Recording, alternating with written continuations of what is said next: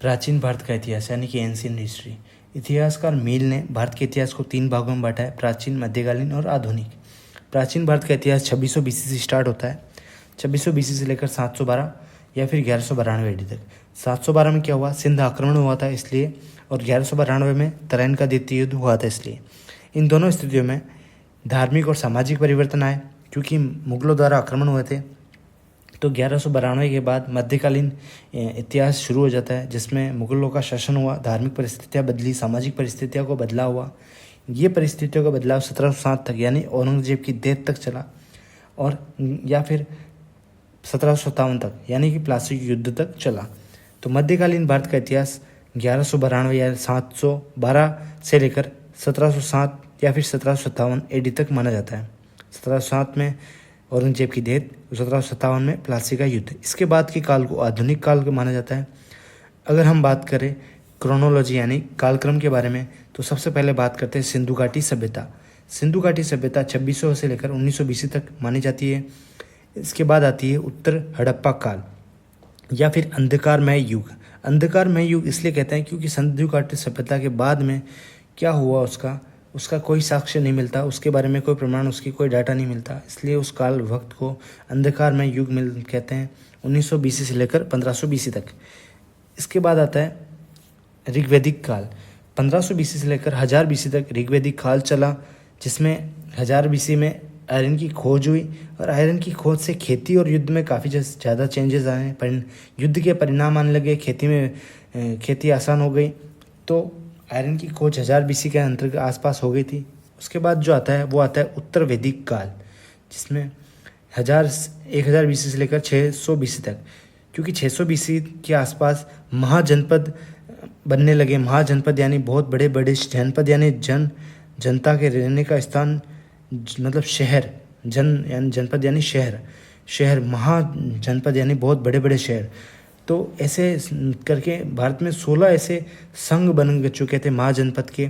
तो उनके बीच में युद्ध कालक्रम चलने लगा, जिससे कि जो मुख्य महाजनपद थे 5, वजी, संघ, वत्स, कौशल, अवंती और मगध। कौन कौन से? वजी, वत्स, कौशल, अवंती और मगध।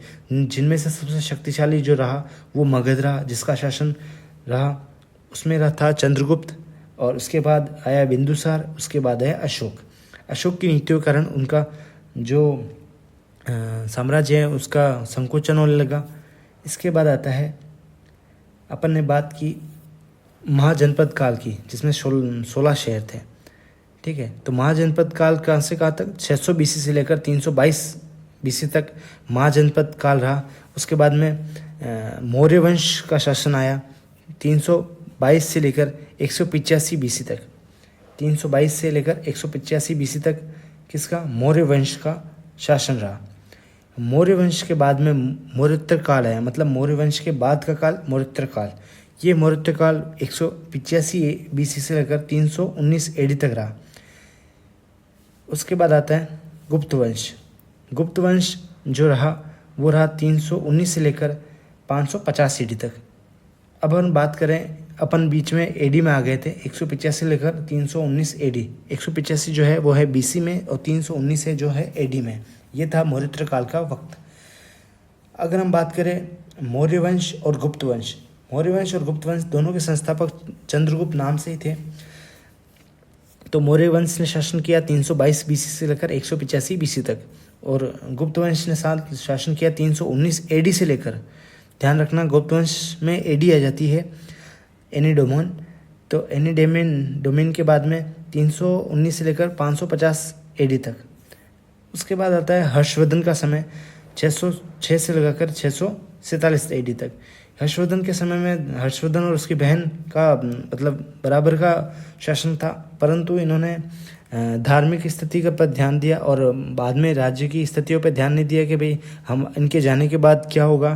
तो काफ़ी हलचल रही। उसके बाद गुप्त वंश के बाद में काफ़ी वक्त तक इनबैलेंस रहा। उसके बाद रहे हर्षवर्धन काल। एक शक्तिशाली राजा है हर्षवर्धन, जो 606 से लेकर 647 एडी तक रहा। हर्षवर्धन के बाद आता है राजपूत काल या फिर पूर्व मध्यकाल, मध्यकाल से पहले का वक्त, या फिर राजपूत काल, या फिर त्रिपक्षीय संघर्ष। त्रिपक्षीय संघर्ष जो है वो है कन्नौज के लिए। कन्नौज के लिए 3 संघों ने संघर्ष किया, इसलिए कहते हैं त्रिपक्षीय संघर्ष।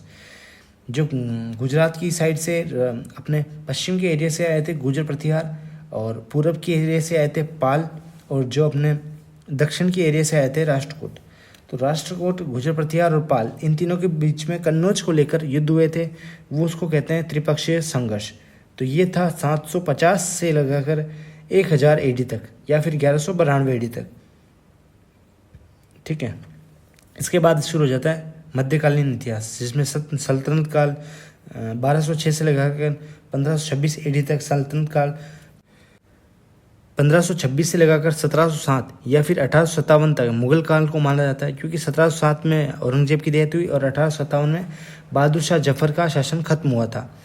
तो मुगल काल 1526 से शुरू होता है, 1707 या 1857 तक चलता है। इसके बाद जो आता है वो आता है आधुनिक इतिहास। अब हम कुछ बेसिक बातें कर लेते हैं। बीसी यानी बिफोर क्रिस्ट, यानी कि ईसा मसीह के पहले का वक्त। AD यानी कि एनो डोमिन। अब क्या होता है कि ईसा मसीह को क्या कब ज्ञात हुआ कि वो ईश्वर के भेजे गए दूत हैं, वो हुआ उन्हें 4 साल की उम्र के बाद। यानी कि एना डोमिन जो शुरू होता है वो होता है 4 साल की उम्र के बाद, और उससे पहले का समय जो होता है वो होता है बिफोर क्रिस्ट। ठीक है, एना डोमिन का अर्थ है, AD का मतलब है इन द एज या फिर era of our god. In the age या एरा ऑफ आवर गॉड, हमारे ईश्वर के आने के बाद का समय। ठीक है, या इसको इसी वक्त के बाद से ग्रिगोरियन संवत स्टार्ट हो गया था, जो कि अपने 1552 में स्टार्ट हुआ था। किसने? पोप ग्रिगोरी 13 ने, पोप ग्रिगोरी 13 द्वारा ये ग्रिगोरियन कैलेंडर शुरू किया गया था। इसको कॉमन एरा के नाम से भी जाना जाता है। कॉमन एरा के भाई ये ग्रिगोरियन एरा जो कैलेंडर है वो कॉमन एरा है, या फिर BCE बिफोर कॉमन एरा, मतलब कॉमन एरा के वक्त के काल। BC को ही बिफोर कॉमन एरा, और कॉमन एरा को मतलब AD को ही कॉमन एरा के मतलब न्यू नेम के रूप में जाना जाता है। अगर हम बात करें प्राचीन भारत की, शुरुआत करते हैं अपन मेन जो अपना मटेरियल है उसके बारे में, वो है सिंधु घाटी सभ्यता। सिंधु घाटी सभ्यता के बारे में अपन बात करेंगे प्राचीन भारत में। तो ये विश्व की सबसे प्राचीनतम सभ्यताओं में से एक है।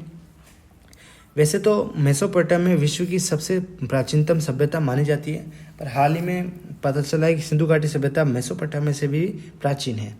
परंतु अभी NCERT के अकॉर्डिंग मेसोपोटामिया की सभ्यता विश्व की सबसे प्राचीनतम सभ्यता है, जो कि इराक में है। अब मेसोपोटामिया का अर्थ क्या होता है? मेसो यानी कि बीच, और पोटामिया का मतलब होता है नदी। तो 2 नदियों के बीच की भूमि मेसोपोटामिया। ठीक है, तो मेसोपोटामिया की सभ्यता विश्व की प्राचीनतम सभ्यता है। इनमें जो 2 नदियां हैं वो है टिग्रिस और यूफ्रेटस। आपको इसको इंग्लिश में याद रखना है। टिग्रिस का अर्थ होता है दजला, और यूफ्रेटस का फरात। आपको मेन याद रखना है टिग्रिस और यूफ्रेटस, 2 नदियाँ। इसके बाद अपन बात करें मेसोपोटामिया से हम्मुराबी संहिता प्राप्त हुई। हम्मुराबी एक व्यक्ति था जिसने ऐसा कानून का एक स्रोत बनाया जिसमें किसको क्या गलती होगी, किसी के चोरी करने पे क्या सज़ा दी जाएगी, उसका 1 हाथ काटा जाएगा, 2 हाथ काटे जाएंगे, ऐसा कुछ करके मतलब एक कानून का स्रोत था जिसमें नियम कायदे कानून बनाए थे।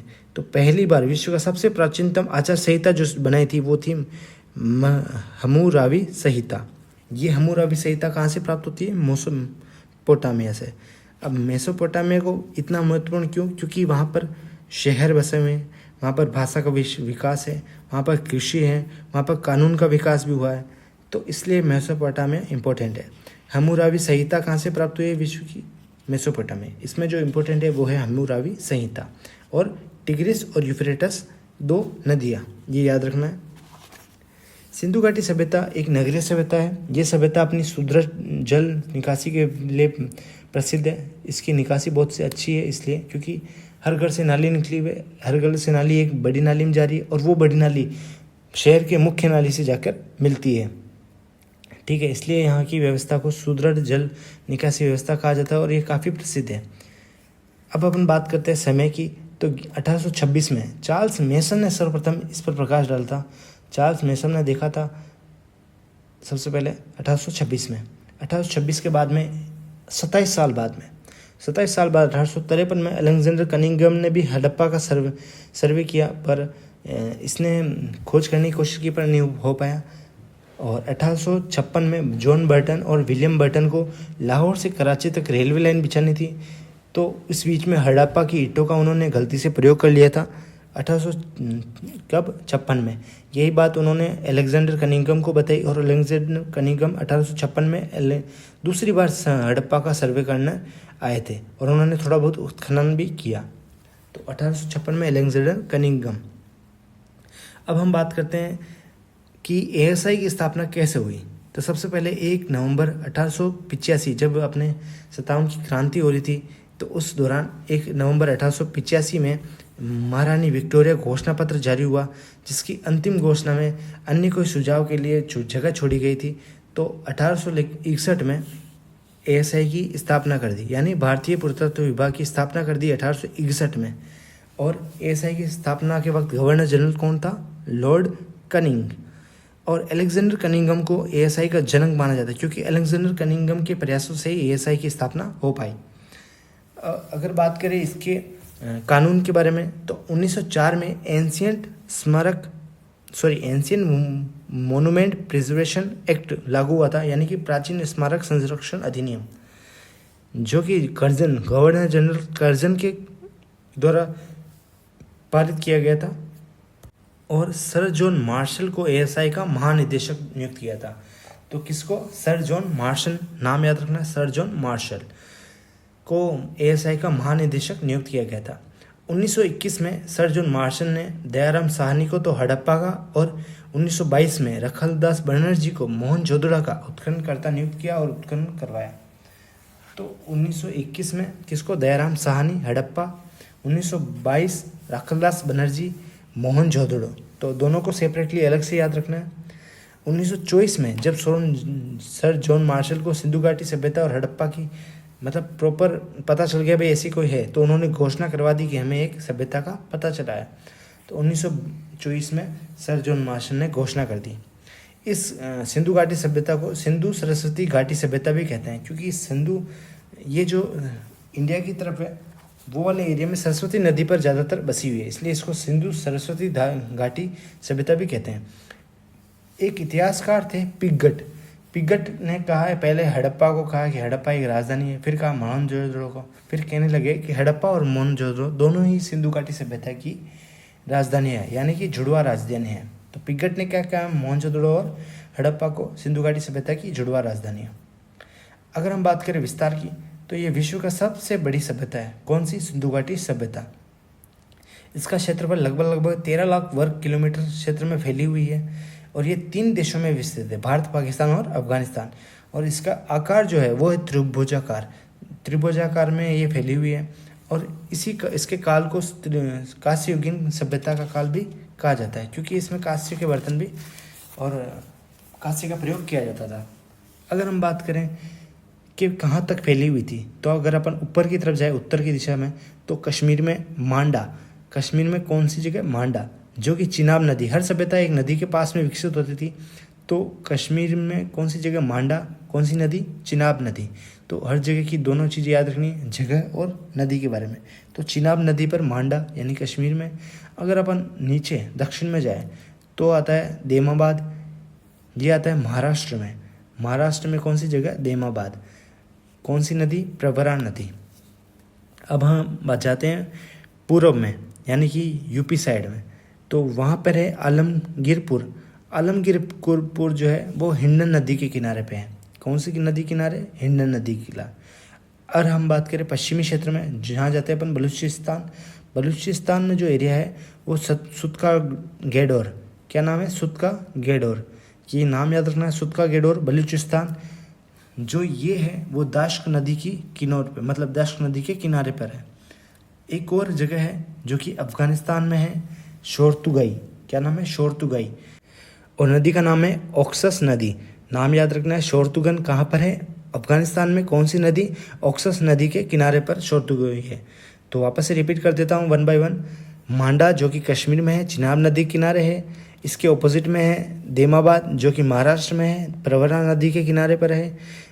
अपने पूरब में जाए तो आलमगीरपुर है जो कि यूपी में है, हिंडन नदी के पास में है। इधर जो बलूचिस्तान की तरफ जाए पश्चिमी क्षेत्र में, तो बलूचिस्तान में एक है सुतका गेडोर, ये दाश्क नदी के किनारे पर है। अगर अपन अफ़गानिस्तान की तरफ जाएं तो शोरतुगई अफ़गानिस्तान में है, और यहाँ पर ऑक्सर्स नदी के किनारे पर शोरतुगई बसा हुआ है। अब हम अगर बात करें कि कितना वक्त पहले की ये सभ्यता है जिसका पता किया जाता है, वो है कार्बन डेटिंग पद्धति, यानी कि C14 पद्धति के द्वारा समय का निर्धारण किया जाता है। 2600 से लेकर 1920 तक NCERT द्वारा माना जाता है कि ये सभ्यता प्राचीन सिंधु घाटी सभ्यता रही होगी। कब से कहाँ तक? 2600 से लेकर 1920 तक। पहले ये 2350 से लेकर 1750 बोल रहे थे, पर अभी नए डाटा के अकॉर्डिंग 2600 से लेकर 1920 तक मानती है। परंतु सारगोन अभिलेख के अनुसार जो ये माना जाता है वो होता है 3250 BC से लेकर 2750 BC तक, यानी कि 3250 से 2750 तक सिंधु घाटी सभ्यता रही थी सारगोन अभिलेख के, जो मध्य एशिया में उपस्थित है। सारगोन अभिलेख को अगर अपन माने तो NCERT और सारगोन अभिलेख के बीच में काफ़ी डिफरेंस है, क्योंकि जहाँ 2750 सारगोन अभिलेख के अकॉर्डिंग सिंधु घाटी सभ्यता का लास्ट है, वहीं 2750 के बाद यानी कि 150 साल बाद में NCERT मान रही है कि 150 सारगोन अभिलेख के बताने के 150 साल बाद में सिंधु घाटी सभ्यता की शुरुआत हुई। तो काफ़ी डिफरेंस है। एक बात आपको समझनी चाहिए कि जो बिफोर क्रिस्ट है, मतलब बिफोर क्राइस्ट है, अपने ईसा मसीह के पहले का वक्त, उसमें जब अपन चलते हैं तो जितना पीछे चलते हैं उतने वक्त का अमाउंट बढ़ता है। जैसे मतलब जितना पुराना होगा उतना ही संख्या बढ़ेगी। जैसे 5000 जो है वो ज़्यादा पुराना है बजाय 2000 के, ठीक है। तो 3250 BC से लेकर 2750 BC तक सारगोन अभिलेख के अनुसार सिंधु घाटी सभ्यता का अस्तित्व रहा। अगर हम बात करें वन बाय वन अब सिंधु घाटी सभ्यता में कौन कौन से स्थल थे उनके बारे में, तो सबसे पहला है हड़प्पा। हड़प्पा जो है वो है मोंटगोमरी जिले में, मोंटगोमरी। अब हड़प्पा और जैसे जैसे जो स्थल बताऊंगा उनमें अपन को क्या क्या याद रखना है। एक तो कहाँ पर वो लोकेटेड है, किसके द्वारा वो उत्खनन किया गया है, उत्खननकर्ता कौन है मतलब, और उसका नदी कौन सी है उसके पास में। तो ये 3 तो इम्पोर्टेंट चीज़ें याद रखनी है, और ये किस में शामिल है, ठीक है ना। तो हड़प्पा की स्थिति है, मोंटगोमरी जिला है, पाकिस्तान में है। पाकिस्तान के पंजाब में स्थित है मोंटगोमरी जिला, जो कि अभी जो वर्तमान में जिसका नाम है शालीवाल। क्या नाम है? शाहीवाल नाम से है। मोंटगोमरी जिला पहले नाम था। और कौन सी नदी के तट पर है? रावी नदी के तट पर। इसके जो उत्खननकर्ता थे वो थे दयाराम साहनी। तो आपको नाम क्या याद रखना है? दयाराम साहनी। 1923-24 में उन्होंने उत्खनन किया था। तो हड़प्पा की स्थिति मोंटगोमरी जिला, शाहीवाल जिला, मतलब नया नाम शाहीवाल जिला, पाकिस्तान में है, पंजाब वाले पाकिस्तान में, रावी नदी के तट पर है, दयाराम साहनी ने उत्खनन किया, ठीक है। ये तो रही अलग बात। अब हम बात करते हैं जो हड़प्पा में ऐसा क्या क्या मिला। एक कब्रिस्तान मिला जिसका नंबर दिया है वो है R37। जैसे अपन गाड़ी के नंबर देते हैं 1 by 1 कि भाई ये गाड़ी निकली तो इसको देते हैं इतना, तो R37 एक नंबर है कि भाई इतने 26 इन कब्रिस्तान को नाम दे दिया। अब ये जो है वो R37 नाम से दे दिया। तो R37 कब्रिस्तान है। विदेशी की कब्र है। अब जो ये कब्रिस्तान जो बताया मैंने, इसमें क्या है, सबके सिर जो है वो नॉर्थ की डायरेक्शन में है। नॉर्थ डायरेक्शन में सबके सिर रखे गए हैं, मतलब सिस्टमेटिकली उनको दफनाया गया है। एक तो ये हड़प्पा की ये बात। दूसरी एक विदेश की कब्र मिली है। अब विदेशी की कब्र कैसे माना जाता है? क्योंकि वो जो कब्र है उसको एक ताबूत में दफना गया है। बाकी सबको नॉर्मली दफना गया है, इसको एक ताबूत में दफना गया था, इसलिए इसको विदेश की कब्र कहते हैं कि भाई कोई बाहर से आया होगा इसलिए उनको अलग से ताबूत में उनके नियम अनुसार दफनाया होगा। इसके अलावा इक्का गाड़ी मिलती है। इक्का गाड़ी, श्रृंगार पेटिका और स्वास्तिक का निशान। अब जब हम बात करते हैं इक्का गाड़ी, श्रृंगार पेटिका और स्वास्तिक का निशान, स्वास्तिक के निशान में कैसे अपन कनेक्ट कर सकते हैं? स्वास्तिक के निशान कनेक्ट किया जाता है आर्यों से, और कहते हैं आर्य भारत में आए थे, पर जैसे ही स्वास्तिक का निशान हड़प्पा से मिलता है तो अपन कह सकते हैं कि आर्य कहीं से आए नहीं, वो पहले से ही भारत में मौजूद थे। यही स्वास्तिक का निशान ये प्रूफ करता है कि आर्य भारत में पहले से ही थे। इसके अलावा बात करें, नदी के तट पर 12 अन्नागार मिलते हैं, बड़े बड़े अन्नागार नदी के तट पर। यानी कि महानगर में रहने और खाने की व्यवस्था उचित रखने के लिए अन्न मतलब खाने का स्टोरेज किया जाता था। 12 अन्नागार मिले हैं। इसके पास में अनाज साफ करने के चबूतरे और श्रमिक आवास भी मिलते हैं जहाँ लोगों को रखा जाता होगा। और एक मनुष्य के शव के साथ में बकरे की अस्थियाँ भी मिलती है। कैसे कि भाई पहले कहते थे कि जिसको जो चाहिए, मतलब जिसको जिससे प्यार है तो उसको उसके साथ में ही मतलब रख देना चाहिए, जिससे क्या होता है कि उसको उसकी आत्मा को शांति मिले, उसकी आत्मा भटकती न रहे। तो शायद किसी व्यक्ति को बकरे खाने का शौक़ रहा होगा और वो मरते वक्त खा नहीं पाया होगा, तो इस वजह से उसके साथ में बकरे को दफना दिया गया। ये एक मान्यता है कि भाई ऐसा हो सकता है, संभव होता है। तो मनुष्य के एक शव के साथ बकरे को दफनाया गया, क्योंकि कई लोगों के साथ चेस दफनाया गया था। चेस लोगों को खेलने का शौक़ रहा होगा, इसलिए शहद दफनाया गया होगा, हांडी के बर्तन वगैरह ऐसे दफनाए गए थे। ठीक है, तो कितने अन्नागार? 12 अन्नागार। चबूतरे रावी नदी के तट पर थे। अब हम बात करते हैं, एक बार वापस से हड़प्पा का रिवीजन कर देते हैं। मोंटगोमरी जिला, नया नाम शाहीवाल, पंजाब पाकिस्तान में स्थित, रावी नदी के तट पर दयाराम साहनी ने उत्खनन किया। R37 कब्रिस्तान, विदेशी की कब्र, इक्का गाड़ी, श्रृंगार पेटिका, स्वास्तिक का निशान, 12 अन्नागार, 2 लाइनों में अनाज साफ करने के चबूतरे, श्रमिक आवास हैं 2 लाइनों में, मतलब एक मनुष्य के शव के पास में बकरे की अस्थियाँ मिली है। ठीक है, अब हम बात करते हैं मोहनजोदड़ो के बारे में। मोहनजोदड़ो जो बना है वो नया शब्द है, क्योंकि जिस क्षेत्र के पास में जैसे कोई गांव है तो उसके पास में अगर कोई सभ्यता मिली है, जैसे हड़प्पा, तो हड़प्पा जहाँ पे मिली है उसका नाम हड़प्पा है, ये कोई कंफर्म नहीं है, पर वहाँ के पास में एक गांव है जिसका नाम है हड़प्पा, तो उसी के नाम पर इसको हड़प्पा नाम दे दिया गया। पर मोहनजोदड़ो के में ऐसा कोई कंडीशन नहीं थी, इसी वजह से इसका नाम मोहनजोदड़ो पड़ा, क्योंकि आसपास में ऐसा कोई नाम नहीं था जिसको वो दे सके। तो एक सिंधी भाषा का शब्द है ये मोइनजोदड़ो। मोइनजोदड़ो, मोइन यानी मरे हुए, जो का धड़ो यानी टीला, तो मरे हुए का तीड़ा, मृतकों का टीला। तो ये सिंधी भाषा का शब्द से बना है मोहनजोदड़ो। ठीक है, यहाँ पे ये कहाँ पर स्थित है? पहले बात तो ये लड़कना सिंध पाकिस्तान में, ये भी कहाँ पर है? पाकिस्तान। यानी मोहनजोदड़ो और हड़प्पा दोनों कहाँ पे है? पाकिस्तान में। मोहनजोदड़ो है सिंध में, सिंध वाले पाकिस्तान में, और सिंधु नदी के तट पर है, सिंध के पास में है और सिंधु नदी के तट पर ही है। और जगह का नाम है लरकाना। ठीक है, और उत्खननकर्ता जो कि हमेशा कहते हैं अपन को याद रखना है, तो उत्खननकर्ता कौन है? राखलदास बनर्जी। तो मोहनजोदड़ो के उत्खननकर्ता कौन है? राखलदास बनर्जी। अब इसका शाब्दिक अर्थ की बात करें अपन, तो शाब्दिक अर्थ होता है मृतकों का टीला। अपन ने बात पहले कर ली है। अब हम बात करते हैं इसके बारे में क्या क्या इसमें इम्पोर्टेंट थी, मोहनजोदड़ो में क्या क्या हमें मिला। तो सबसे बड़ा एक तो विशाल स्नानागार, बहुत बड़ा विशाल स्नानागार था। ये 39 बाई 23 इंटू 8 फीट का था। कितने? 39 बाई 23 इंटू 8 फीट का विशाल स्नानागार मिला। अब इसका निर्माण जो हुआ था वो पक्की ईंटों के द्वारा किया गया था। इसके अलावा अगर विशाल स्नानागार की बात करें तो उत्तर और दक्षिण 2 दिशाएं याद रखनी है आपको, उत्तर और दक्षिण दोनों तरफ चौड़ी सीढ़ियाँ बनी हुई है, मतलब चौड़ी सीढ़ियाँ है, 9 सीढ़ियाँ है वैसे तो। ये इतनी बड़ी सीढ़ियाँ है तो इनको घाट कह सकते हैं, क्योंकि यहाँ पर धार्मिक अनुष्ठान हुए होंगे ऐसा माना जा सकता है।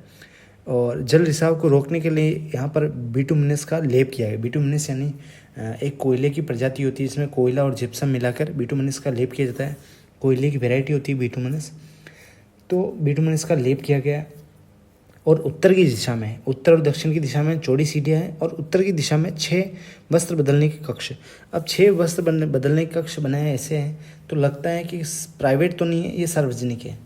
तो 6 वस्त्र बदलने के कक्ष भी है, चारों तरफ बरामदे हैं, और बरामदों के पीछे कई कक्ष बने हुए हैं, और जल आपूर्ति के लिए कुएं की व्यवस्था भी है। और प्रथम तल पर सीढ़ियों के साक्ष्य भी मिलते हैं। प्रथम तल पर मतलब एक तल के ऊपर, जैसे अपन डबल मंजिल होती है ना, वैसे तो प्रथम तल रहा होगा तो उसके सीढ़ियों के साक्ष्य मिलते हैं, जहाँ पर संभवतः पुरोहित रहे होंगे, और संभवतः वो धार्मिक अनुष्ठानों का आयोजन भी किए करते होंगे।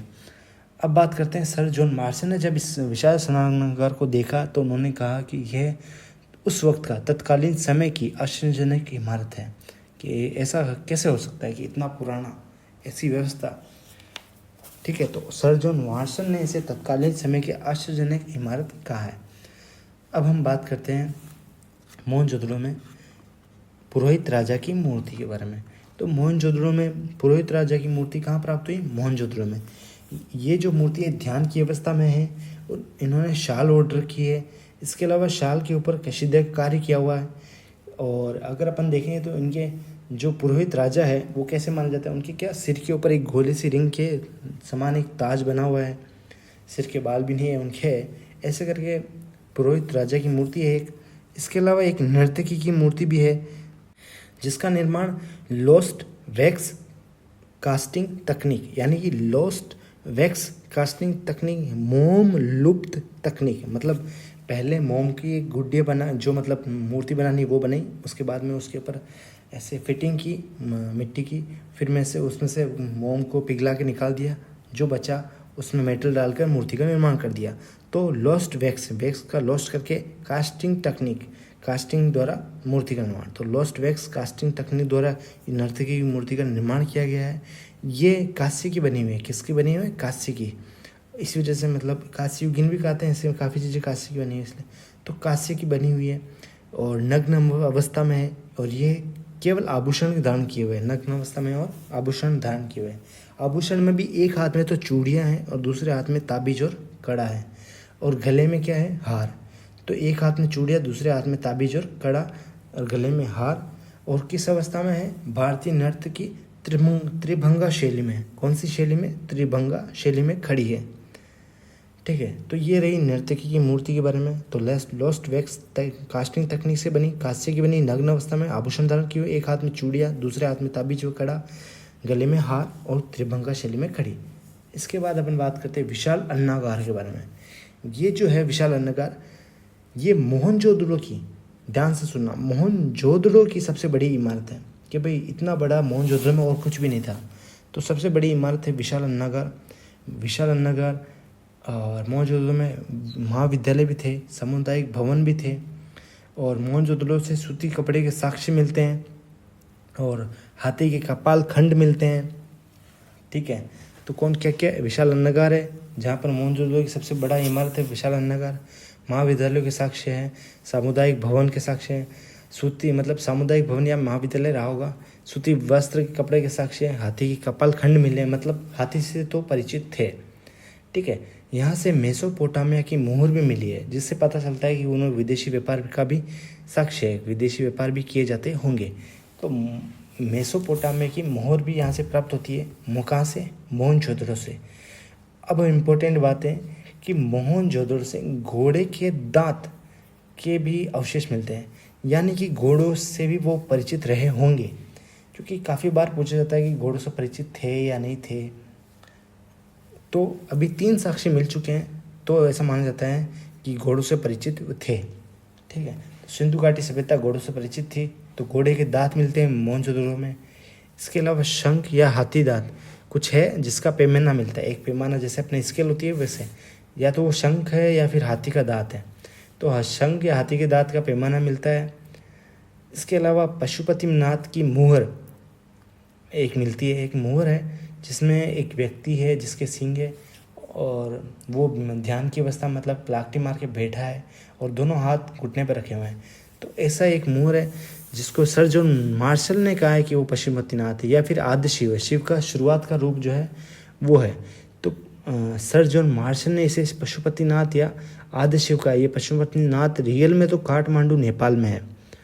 ठीक है ना, तो पशुपतिनाथ की मोहर मिली है, उस मोहर का नाम पशुपतिनाथ सर जॉन मार्शल ने बताया। इस मूर्त में क्या क्या है वो मैं बताता हूँ। पहले तो व्यक्ति है जो ऐसे प्लाक्टी मार के बैठा है और दोनों हाथों घुटने पे रखे और ध्यान की अवस्था में है। ठीक है, उसके बाईं ओर तो क्या है?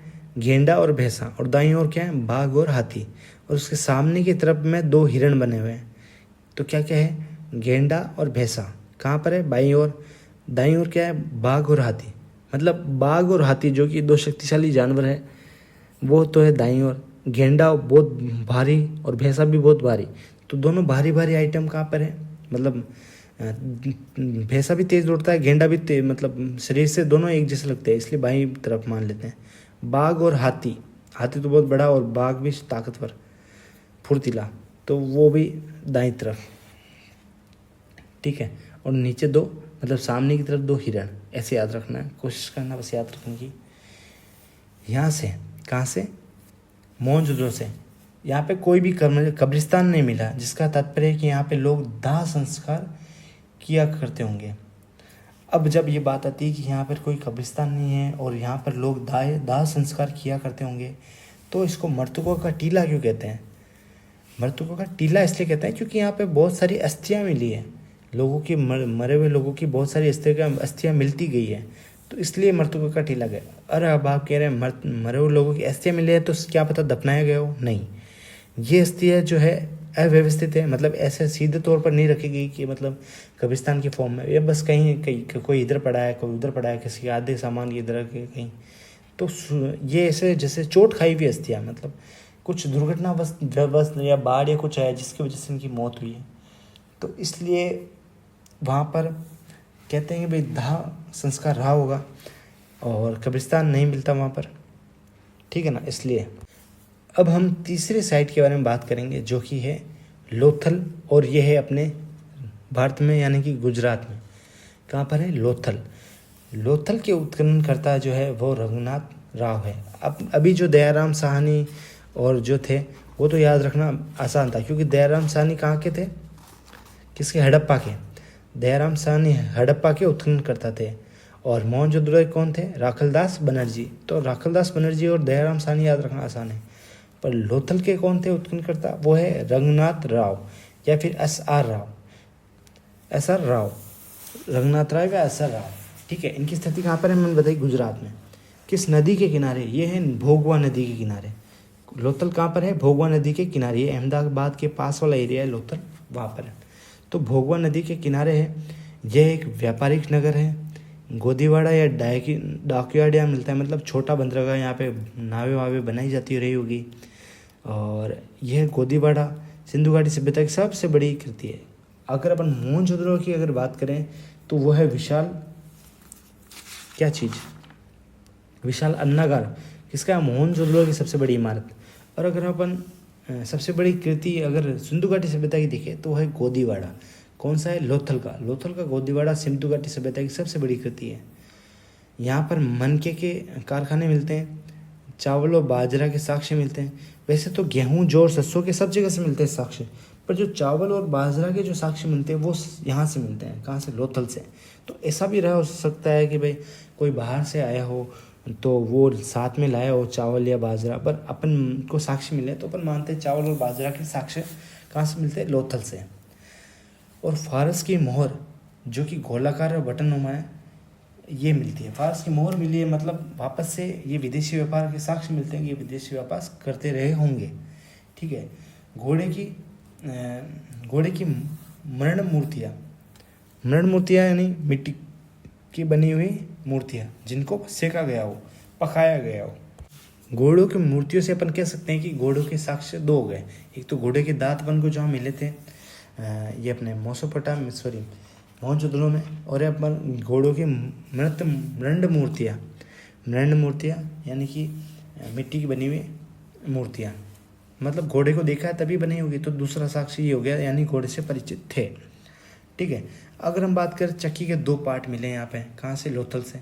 तो लोग यहाँ पर पीस के और सीधा अनाज उबाल के भी खाया करते होंगे, ठीक है। अगर हम बात करें लोथल के घरों के दरवाजे, तो सबके जो सिंधु घाटी सभ्यता में जो है सबके दरवाजे मतलब मुख्य द्वार पर नहीं खुले, क्योंकि क्या होता है सिक्योरिटी की इशू रहती है। ऐसे अपन या तो सीधा देख सकते हैं, मतलब वहाँ राहगीर गुजरते हुए लोग सीधा घर में देख सकते हैं, और सुरक्षा की दृष्टि से भी बाहर से अंदर से भागता हुआ बच्चा बाहर आया है तो वैसा कुछ सुरक्षा दृष्टि से भी रहा होगा, इसलिए उनके दरवाजे मुख्य मार्ग की तरफ नहीं रखते थे। पर लोथल एकमात्र ऐसी जगह है जहाँ पर घरों के दरवाजे मुख्य मार्ग पर खुलते हैं। तो एकमात्र कौन सी जगह है? लोथल, जहाँ पर मुख्य दरवाजे कहाँ पर खुलते हैं? मुख्य मार्ग पर। और नावों के खिलौने मिलते हैं। ऐसा रहा होगा कि भाई नाव बनानी होगी तो ऐसे डेमो दिखा देंगे कौन सी नाव बनानी, ऐसा करके, इसलिए नावों के खिलौने रहे होंगे। तो नावों के खिलौने मिलते हैं यहाँ पर, कहाँ पर? लोथल में। तो ये सब चीज़ें रिवीजन कर देता हूँ मैं। सबसे इम्पोर्टेंट जो है वो है उत्खननकर्ता यानी कि रघुनाथ राव। तो रंगनाथ राव स्थित है गुजरात में भोगवा नदी। तो दोनों चीज़ें रंगनाथ राव और भोगवा नदी, दो चीज़ें याद रखनी है लोथल में, सबसे इम्पोर्टेंट, रंगनाथ राव और भोगवा नदी के किनारे। व्यापारिक नगर गोदीवाड़ा या डाकयार्ड मिलता है, डाकयार्ड सबसे बड़ी करती है सिंधु घाटी सभ्यता की। मनके का कारखाना मिलता है, चावल और बाजार के साक्ष्य मिलते हैं, फारस की मोहर मिलती है, मृण मूर्तियाँ मिलती है, घोड़े की और चक्की के 2 पार्ट मिलते हैं। लोथल के घरों के दरवाजे मुख्य मार्ग पर खुलते थे, एकमात्र ऐसा है लोथल, और नावों के खिलौने मिलते हैं। ये तो है लोथल। इसके बाद अपन बात करते हैं धोलावीरा के बारे में। धोलावीरा में भी खोजकर्ता कौन थे? खोजकर्ता थे जगतपति जोशी। इन्होंने खोज की थी 1967 में। तो 1967 में जगतपति जोशी ने इसकी खोज की थी, किसकी? धोलावीरा की। और ये जो धोलावीरा है ये कच्छ क्षेत्र में, कच्छ मरुभूमि वन्य अभ्यारण्य क्षेत्र में है। और इसका जो द्वीप है वो है खांडीर बेट द्वीप। कौन सा है? खांडीर बेट द्वीप। खांडीर बेट द्वीप में धोलावीरा की खोज जगतपति जोशी ने की थी। ठीक है, यह कच्छ वाले एरिया, गुजरात वाले एरिया में, कच्छ जिले में स्थित है। और जो इसके उत्खनन करता है, खोदने वाले जो थे वो रविंद्र सिंह बिष्ट थे। कौन थे? रविंद्र सिंह बिष्ट। 1990 से लेकर 2005 के बीच में उन्होंने खुदाई की थी। तो रविंद्र सिंह बिष्ट इसके उत्खननकर्ता थे। तो आपको उत्खननकर्ता वापस से याद रखना है। कौन थे? रविंद्र सिंह बिष्ट। कहाँ, किसके थे? धोलावीरा के। धोलावीरा के जगतपति जोशी खोजकर्ता, रविंद्र सिंह बिष्ट उत्खननकर्ता। स्थिति खांडीर बेट द्वीप, जो कि है कच्छ मरुधर वन्य अभ्यारण्य में है, जो कि एक कच्छ जिले में है, और यह है गुजरात में। अब अगर अपन बात करें धोलावीरा साइट के बारे में, तो इसका क्षेत्रफल था 120 एकड़, लगभग इतना बड़ा एरिया में धोलावीरा फैला हुआ है। इस क्षेत्र में 2 मनसर मतलब 2 जलधाराएं आती है। जलधाराएं उनको कहते हैं जो मतलब किसी एक फिक्स वक्त, मतलब मानसून में बरसात हुई तो धाराएं बहने लग गई। ऐसा नहीं होता कि ये परमानेंट बहे, क्या पता एक दिन बहे, 2 दिन बहे, बाद में पूरे साल ही न बहे। जैसे बारिश में पानी आ जाता था वैसे। तो ऐसी 2 जलधाराएं थी, मनसर और मनहर। इन मनसर और मनहर की जलधाराओं को डाइवर्ट करके एक क्षेत्र, अपने क्षेत्र में पानी के टैंक बनाए गए। उन 16 टैंकों में लाकर उस पानी को इकट्ठा किया जाता था और पीने, नहाने, बाकी सब चीज़ों के लिए काम में लिया जाता। तो मनसर और मनहर 2 जलधाराएं थी। ये किसी नदी के किनारे पे नहीं था, ये 2 जलधाराओं के किनारे पे था। मतलब जलधाराओं के किनारे भी नहीं मान सकते, जलधाराओं से तो पानी लेके आया जाता था लोथल में, लोथल क्या, धोलावीरा में, कृत्रिम रूप से बनाकर। ये 3 भागों में विभाजित है। एक तो दुर्ग वाला भाग, एक है मध्यम भाग। दुर्ग वाले भाग में बाउंड्री परकोटा है, उसके बाद मध्यम भाग है जहाँ जिसका परकोटा है, उसके बाद है निम्न भाग जिसका परकोटा है। तो दुर्ग भाग, मध्य भाग और निम्न भाग का विभाजन किया गया है। सामान्यतः बाकी शहरों में केवल 2 भाग ही होते हैं, पर इस वाले जो अपने धोलावीरा है उसमें दुर्ग, मध्यम और निम्न भाग, 3 भाग मिलते हैं देखने को। यहाँ से 16 कृत्रिम जलाशय, जैसे कि मैंने बताया कि यहाँ पे पानी को डाइवर्ट करके शहर के अंदर लाते थे और वहाँ पे पानी के टैंक बना रखे थे 16। तो 16 पानी के टैंकों, कृत्रिम जलाशय और स्टेडियम के साक्ष्य भी मिलते हैं यहाँ से। कहाँ से? धोलावीरा से। भाई क्रिकेट कुछ खेलते रहे होंगे। और सूचना पत्र जो कि पॉलिश युक्त है उसके साक्ष्य मिलते हैं। किसके? सूचना पत्र की। ये जो सूचना पत्र ये 3 मीटर लंबा था और इस पर 10 अक्षर यानी प्रतीक बने हुए थे। ये जो था सूचना पत्र, ये जिप्सम का था, इसी वजह से इतने वक्त तक सुरक्षित रह गया। तो क्या था? जिप्सम का था। और 10 अक्षरों में इसमें 10 अक्षर प्रतीक या चिन्ह इस पर बने हुए थे और 3 मीटर लंबा ये बोर्ड मिलता है। और ये बोर्ड जो है ये विश्व का सबसे पुराना सूचना पट्ट है। कौन सा? अपने किसका? धोलावीरा का। धोलावीरा का सूचना पट्ट विश्व का सबसे पुराना सूचना पट्ट है। ये पॉलिश युक्त था और जिप्सम से बना था, इस वजह से ये टिक गया और 3 मीटर लंबा है। ठीक है, अगर हम बात करें धोलावीरा के बारे में तो धोलावीरा कर्क रेखा पर स्थित है। कहाँ पर है? कर्क रेखा पर। इसकी नवीनतम उत्खनन स्थल भी इसको कहते हैं कि अभी हाल ही में इसको खोदा गया था। और 2021 में तो यूनेस्को ने गुजरात के धोलावीरा को भारत के 40वें विश्व धरोहर के रूप में घोषित किया था। ठीक है, और यहाँ पे मतलब ज़्यादातर मन के रिंग, मतलब अंगूठिया और मिट्टी के बर्तन बनाए जाते थे। यहाँ से एक सील भी मिली है, टेराकोटा सील। टेराकोटा सील कैसी थी? चौकोर थी। ज़्यादातर मोहरें जो थी वहाँ की वो चौकोर ही थी। इनमें एक मोहर है जिसके ऊपर मतलब त्रिशूल बना है और उसमें एक बेल देकर उसमें पीपल का पत्ता लगा है। तो ऐसे कहते थे पीपल के पत्ते को मतलब पीपल के पेड़ को ही पवित्र माना जाता रहा होगा। तो टेराकोटा सिक्के मिलते हैं यहाँ से।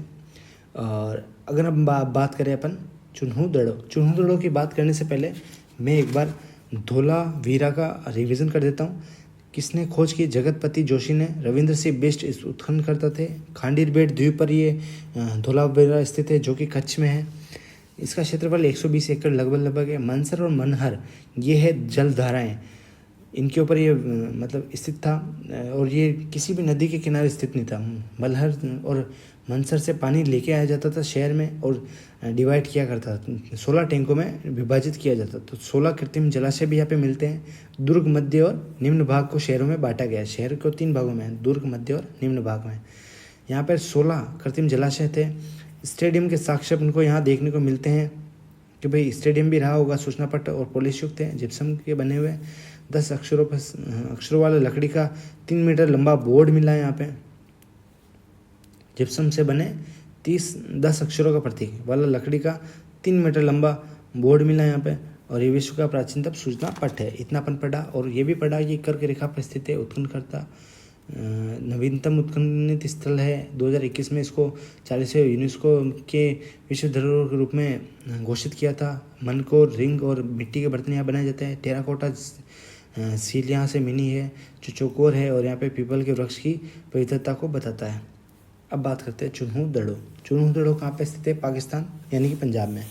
अब तक हमने 2 देखे थे, कौन कौन से? लोथल और धोलावीरा। ये 2 जगह है जो गुजरात में आ गई। इससे पहले जो तो मोहनजोदड़ो और हड़प्पा थे, ये दोनों कहाँ पर है? पाकिस्तान में। अब वापस से चुन्हू दड़ो भी कहाँ पर है? पाकिस्तान में। पाकिस्तान में कहाँ पर है? सिंध में अभी अपन ने कौन सी पढ़ी थी? मोहनजोदड़ो भी कहाँ पर है? सिंध पर। कहाँ पर है? सिंध पर। सिंध नदी के तट पर ही मोहनजोदड़ो थी और सिंधु नदी के तट पर थी। अब हम बात करते हैं चुन्हू दड़ो के बारे में। चुन्हू दड़ो की स्थिति भी कहाँ है? सिंध में। सिंध कहाँ पर है? पाकिस्तान वाले सिंध में। तो सिंध पाकिस्तान में चुन्हू दड़ो है जिसके उत्खनन करता थे एनजी मुजुमदार चुन्हू दड़ो के उत्खनन करता थे। पर जब ये खोद रहे थे सुनसान एरिया में तो डाकुओं ने देखा और पूछा वे धन कहाँ है। तो उनका धन नहीं, काफ़ी प्रयत्न किए लेने के मजुमदार से धन, पर धन तो था ही नहीं। तो फिर मजुमदार को डाकुओं ने मार डाला। तो ऐसे कौन से उत्खनन करता है जिनको डाकू द्वारा मार दिया गया था? तो वो है एनजी मुजुमदार। ये याद रखना है। और किस मतलब एरिया में? चुन्हू दड़ो वाले में। चुन्हू दड़ो का मतलब उत्खनन हो रहा था तब।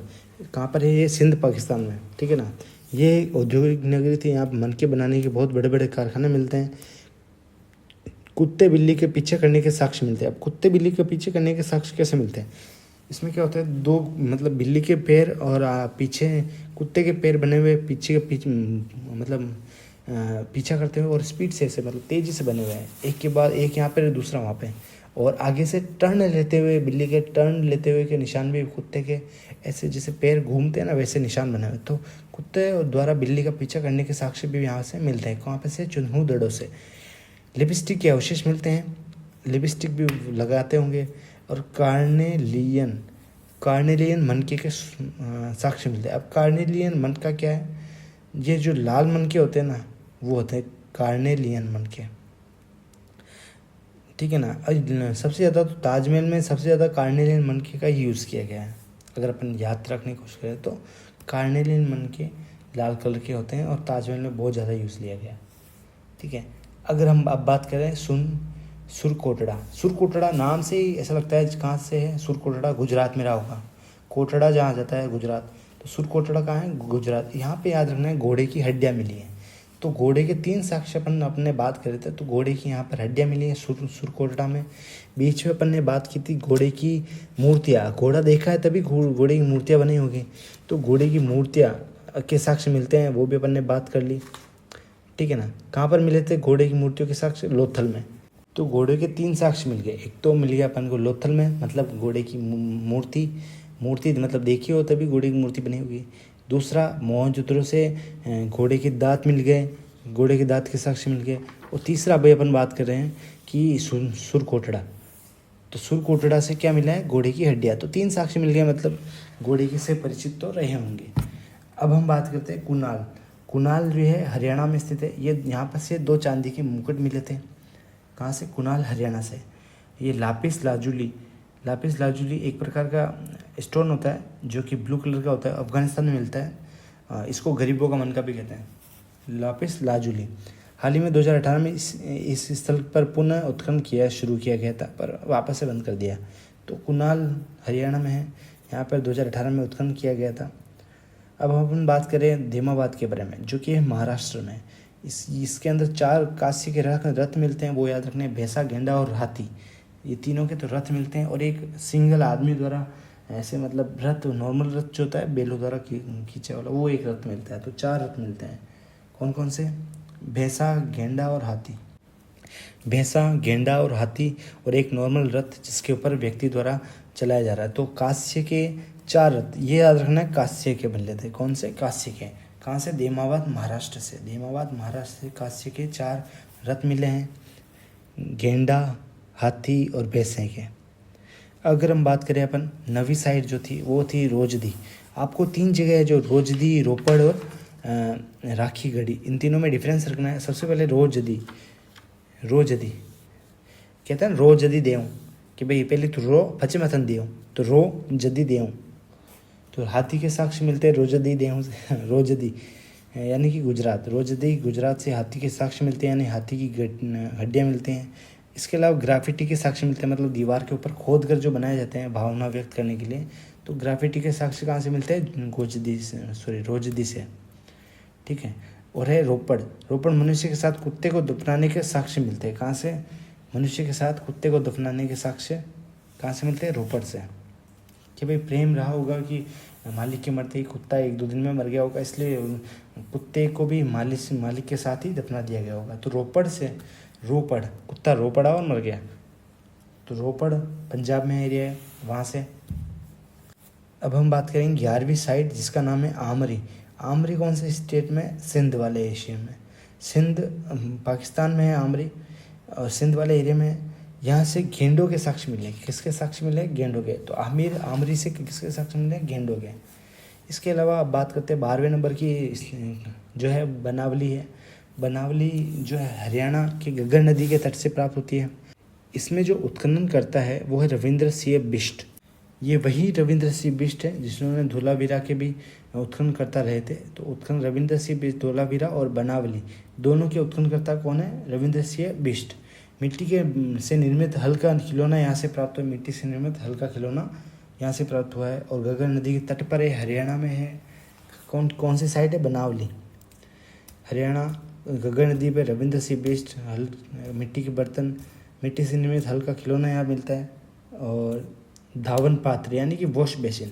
तो बनावली से अपन को इम्पोर्टेंट है वॉश बेसिन, कि भाई वॉश बेसिन कहीं से मिला है? धावन पात्र, हाथ धोने का जगह। धावन पात्र कहाँ से बना है? बनावली से। मिट्टी के निर्मित हल कहाँ से मिले? हल जो मिले हैं बनावली से। रविंद्र सिंह बिष्ट कौन? रविंद्र सिंह बिष्ट जो है वो है उत्खनन करता किसका? धोलावीरा और बनावली का, दोनों का। घग्गर नदी के तट पर है और हरियाणा में है। अब हम बात करेंगे नई साइट के बारे में, वो है राखीगढ़ी। क्या नाम है? राखीगढ़ी। ये है हिसार या हरियाणा। इसकी खोज करता है रफ़ीक मुगल। क्या नाम है? रफ़ीक मुगल। तो आपको याद रखना है खोजकर्ता और उत्खननकर्ता। उत्खननकर्ता कौन है? अमरेंद्र नाथ।